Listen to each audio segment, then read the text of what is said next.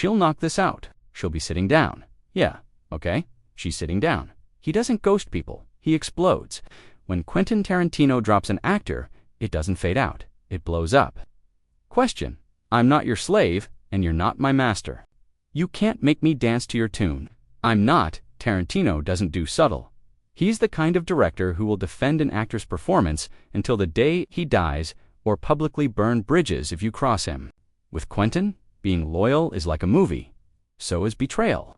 For 30 years, he's made amazing movies that mix different styles: Reservoir Dogs, Django Unchained, Inglourious Basterds, each one full of cool style, attitude, and complete control. His movie sets are like holy places. His casting choices are perfect. And when the chemistry is wrong, he doesn't try to fix it. He kicks you out. People have called him obsessed, brilliant, difficult, and revolutionary.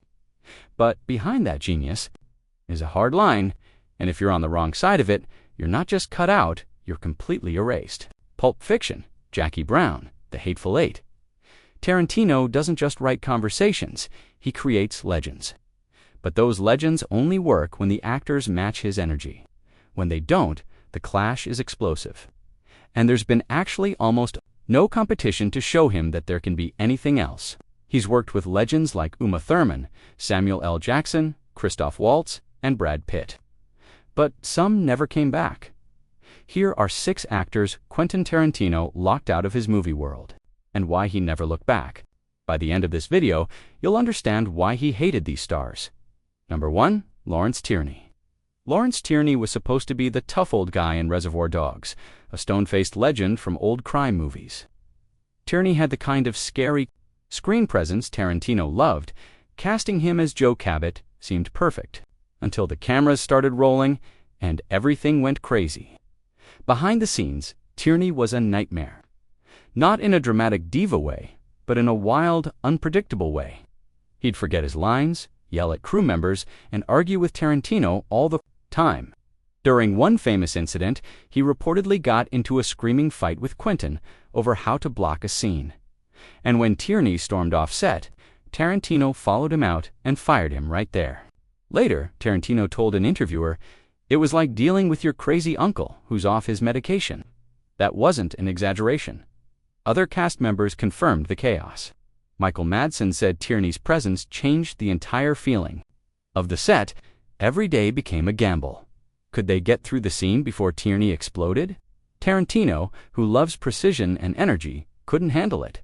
He was 29, directing his first big movie, and he didn't hesitate. Firing Tierney wasn't just a work decision, it was personal.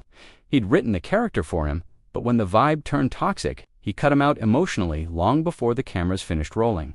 After Reservoir Dogs, Tierney never worked with Tarantino again. No small roles, no phone calls, just silence. And for someone like Quentin, that's the death blow. No drama, just distance. The fallout was so final that even when Reservoir Dogs became a cult classic, Tarantino never mentioned Tierney in his memories. No stories, no tributes, just a missing piece. It's as if Tierney had erased himself from Tarantino's history by crossing a line the director didn't draw in sand, but in concrete. And once you're on the wrong side of that concrete, you stay there. Number 2. Bruce Willis. When Pulp Fiction exploded onto the scene in 1994, it brought careers back to life. It redefined cool and pushed independent movies into the spotlight. And for Bruce Willis, it was a much-needed comeback. He'd just come off a bunch of bad movies that critics hated. Color of Night, Striking Distance, Hudson Hawk. Tarantino handed him a comeback, but something between them never clicked. Behind the scenes, Willis's trademark sarcasm and Hollywood swagger didn't mix well with Tarantino's obsessive intensity. Quentin's scripts are sacred, word for word, beat for beat. Willis, used to improvising and controlling sets, didn't always follow the rhythm. He brought star power. Tarantino wanted obedience. According to crew members, the tension was obvious. Tarantino reportedly found Willis unreliable and too self-aware, not the kind of actor who disappeared into roles, while other cast members like Travolta and Jackson became lifelong friends of Tarantino. Willis remained an outsider. No bonding, no repeat calls.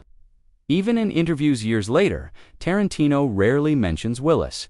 He praises the Pulp Fiction group, but always seems to skip around Bruce's name. It's not open hatred, it's erasure. For a director who reuses his favorite actors like a theater company, the absence speaks loudly. Willis, for his part, has stayed polite. He's never badmouthed Tarantino, but he also never talked about the film as a pivotal moment in his comeback, something most actors would talk about for decades. In the Tarantino universe, loyalty earns you legacy. Step out of rhythm, and you're gone. Willis lit up one film, stole a few scenes, then vanished from the Tarantino world without a trace. Number 3. George Clooney. On paper, George Clooney and Quentin Tarantino should have been creative partners.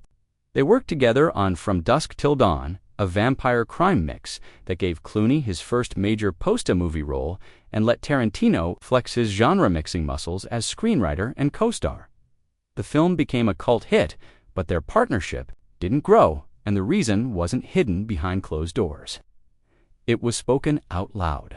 Years later, in an interview, Tarantino bluntly said, "George Clooney is not a movie star." No subtlety, no sarcasm, just a shot. Tarantino didn't just dismiss Clooney's status, he doubled down.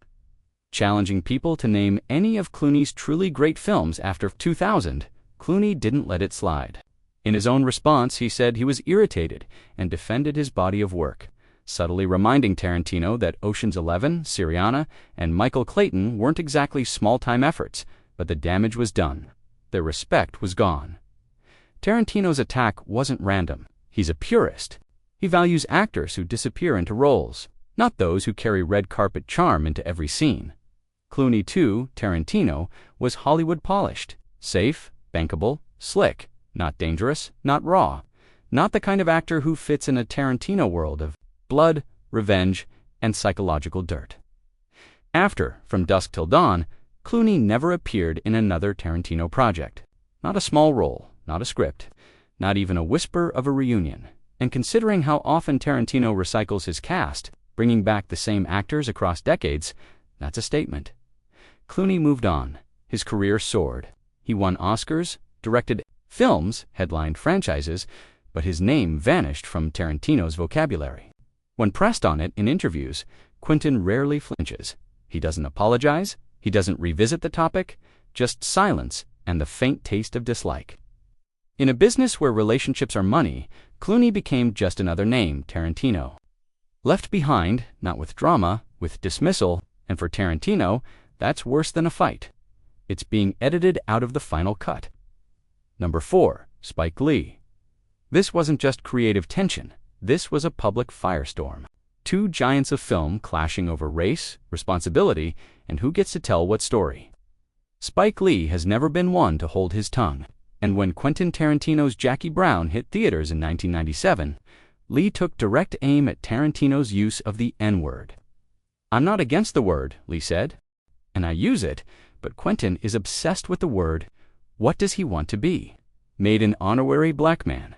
It wasn't a casual critique, it was a shot at Tarantino's entire storytelling style. Tarantino fired back, blunt, brutal, and unapologetic. "If Spike Lee can't appreciate Jackie Brown, then I'm sorry for him," he said. "He has no right to tell any other artist what they can or cannot say." The line that grabbed headlines, "Spike needs to shut the F up." From there, the divide became permanent. The real friction came when Django Unchained premiered. Lee condemned the film completely, calling it disrespectful to my ancestors. He refused to watch it. Tarantino, in response, dismissed Lee entirely, saying, "I think his problem is that I'm doing it better than he is. He's just mad because I'm making the black movies he wishes he could make." That wasn't disagreement, that was war. There's been no apology, no making up. And if you scan through Tarantino's entire career, you'll notice he's worked with nearly every kind of actor, but never once reached out to work with Lee or anyone from his movie circle. Both men continue to work at the top of their craft, but their paths never cross. Not in panels, not in interviews, not even in mutual praise. And that one quote from Tarantino, "He's just mad because I'm making the black movies he wishes he could make," cemented the fallout. It wasn't just offensive, it was final. Number 5. Steve Buscemi. Steve Buscemi helped launch Tarantino's directing career. As Mr. Pink in Reservoir Dogs, he delivered one of the most iconic rants in indie film history. But behind the dry wit and kinetic tension, something strange unfolded. After that film, Buscemi, despite his talent and early loyalty, was quietly phased out of Tarantino's universe. Theories swirled. The most lasting, a now famous tipping argument. In the opening scene of Reservoir Dogs, Buscemi's character refuses to tip waitresses, claiming society says, "Don't tip these girls, they're doing a job." It was a memorable scene. But some crew members have suggested the line wasn't just a character moment. It was inspired by a real conversation. Buscemi had allegedly voiced similar views off-camera during the shoot, and Tarantino didn't take it lightly. A Reddit thread recounted by multiple film assistants recalled Tarantino years later, joking that if Buscemi wanted back into one of his films, he'd have to play a waiter. He wasn't joking. That role never came. When asked why Buscemi wasn't brought back for roles in Pulp Fiction or Kill Bill, Tarantino brushed it off. Sometimes people get one shot.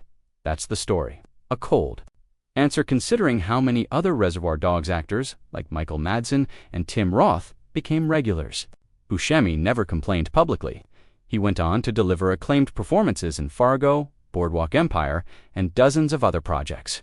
But fans noticed he was never even considered for Tarantino's later films, and for a director known for bringing back and reusing his favorite talents, that silence meant something. "I haven't heard from Quentin in a long time," Buscemi once said in a brief interview, "but I wish him well." It was polite but distant.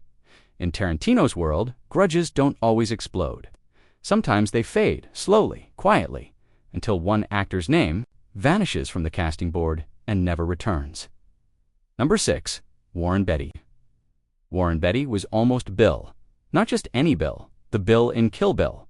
Tarantino wrote the part with him in mind, tailored the character's poetic menace and tragic seriousness around Beatty's legendary cool. It was supposed to be a comeback, but the collaboration died before a single frame was shot. Beatty and Tarantino met, discussed the role, and mapped out the character. But it didn't last. Creative control became the wedge. BDA, director, himself wanted input, maybe more than Tarantino could tolerate.